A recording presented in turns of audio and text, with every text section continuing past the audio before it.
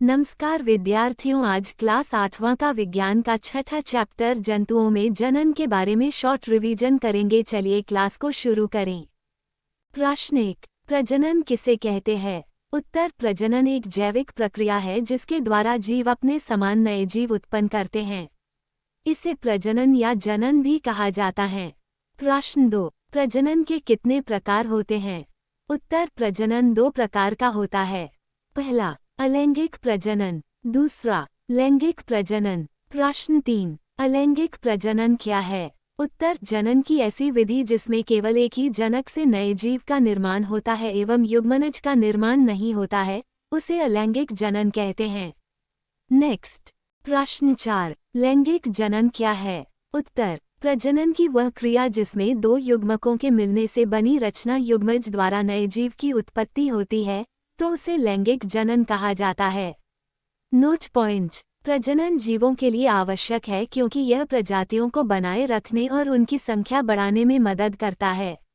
यह आनुवंशिक विविधता को भी बढ़ावा देता है, जो प्रजातियों को बदलते वातावरण में जीवित रहने में मदद करता है। प्रश्न 5, द्विखंडन क्या है? उत्तर, द्विखंडन में एक जीव 2 समान भागों में विभाजित होकर नए जीवों का निर्माण करता है, तो उसे द्विखंडन कहा जाता है, जैसे अमीबा में। नेक्स्ट क्वेश्चन, प्रश्न 6, हाइरा किस विधि से प्रजनन करता है? उत्तर, हाइरा मुकुलन विधि से प्रजनन करता है। प्रश्न 7, गुणसूत्र किसे कहते हैं? उत्तर, गुणसूत्र कोशिका के अंदर पाए जाने वाले संरचनात्मक भाग हैं जो आनुवांशिक लक्षणों को ले जाते हैं, तो उसे गुणसूत्र कहा जाता है। प्रश्न 8, जलीय जंतुओं में प्रजनन कैसे होता है? उत्तर, मादा पानी में अंडे देती है और नर उन पर शुक्राणु छोड़ता है, जिससे बाह्य निषेचन होता है। प्रश्न 9, आंतरिक निषेचन क्या है? उत्तर, जब निषेचन मादा के शरीर के अंदर होता है तो इसे आंतरिक निषेचन कहा जाता है, जैसे मनुष्यों में। प्रश्न 10, शुक्राणु क्या है? उत्तर, शुक्राणु नर युग्मक है जो निषेचन के लिए अंडाणु से मिलता है, तो उसे शुक्राणु कहते हैं।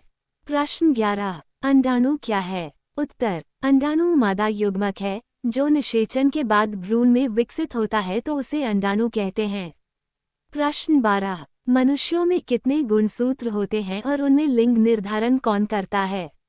उत्तर, मनुष्यों में 23 जोड़ी 46 गुणसूत्र होते हैं, जिनमें 22 जोड़ी सामान्य होते हैं, जबकि 23वां जोड़ा X और Y लिंग निर्धारण करता है। प्रश्न 13, मेकों में बाह्य निषेचन कैसे होता है? उत्तर, मेख मादा जल में अंडे देती है और नर उनके पास शुक्राणु छोड़ता है। शुक्राणु तैरकर अंडों से मिलते हैं, जिससे बाह्य निषेचन होता है। जय हिंद, जय भारत।